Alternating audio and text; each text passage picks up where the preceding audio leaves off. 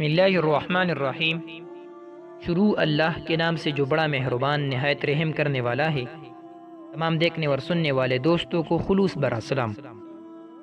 حضرت صفیہ رضی اللہ عنہا کا یہودی کو تنہا مارنا۔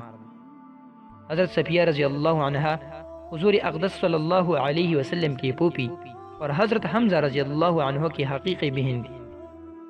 احد کی لڑائی میں شریک ہوئی اور جب مسلمانوں کو کچھ شکست ہوئی اور وہ بھاگنے لگے تو پرچہ ان کے منہ پر مار مار کر واپس کر دیتے۔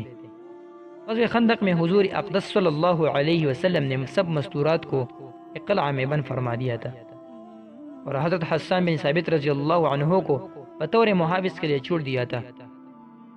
یہود کے لیے یہ موقع بہت غنیمت تھا کہ وہ تو اندرونی دشمن ہی تھی۔ یہود کی ایک جماعت نے عورتوں پر حملہ کا ارادہ کیا اور ایک یہودی حالت معلوم کرنے کے لیے قلعہ پر پہنچا۔ حضرت صفیہ رضی اللہ عنہ نے کہیں سے دیکھ لیا۔ حضرت حسان رضی اللہ عنہ سے کہا کہ یہودی موقع دیکھنے آیا ہے، تم قلعہ سے باہر نکلو اور اس کو مار دو۔ مگر وہ ضعیف تھے، ضعف کی وجہ سے ان کی ہمت نہ ہوئی۔ حضرت صفیہ رضی اللہ عنہ نے ایک خیمہ کا گونٹا اپنے ہاتھ میں لے لیا اور خود نکل کر اس کا سر کچل دیا۔ پھر قلعہ میں واپس آ کر حضرت حسان بن ثابت رضی اللہ عنہ سے کہا کہ چونکہ وہ یہودی مرد تھا، نامحرم ہونے کی وجہ سے میں نے اس کا سامان اور کپڑے نہیں اتارے، تم اس کے سب کپڑے اتار لاؤ اور اس کا سر بھی کاٹ لاؤ۔ حضرت حسان ضعف تھے جس کی وجہ سے ان کی بھی ہمت نہ فرما سکے۔ وہ دوبارہ تشریف لے گئی اور اس کا سر کاٹ لیا اور دیوار پر یہود کی مجمع میں پھینک دیا۔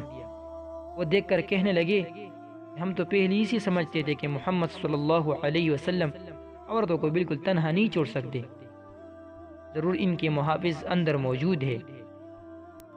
60 ہجری میں حضرت صفیہ رضی اللہ عنہ کا وصال ہوا۔ اس وقت عمر 73 سال تھی۔ اس لحاظ سے خندق کی لڑائی میں جو 5 ہجری میں ہوئی، ان کی عمر 58 سال تھی۔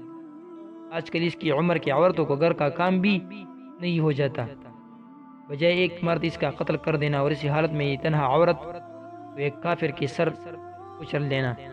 مگر یہ ایک ایمان کی طاقت تھی۔ اگر آپ کو ہماری ویڈیوز پسند ہے اور آپ کو اور بھی اسلامی ویڈیوز چاہیے تو آپ ہمارے چینل کو ضرور سبسکرائب کریں۔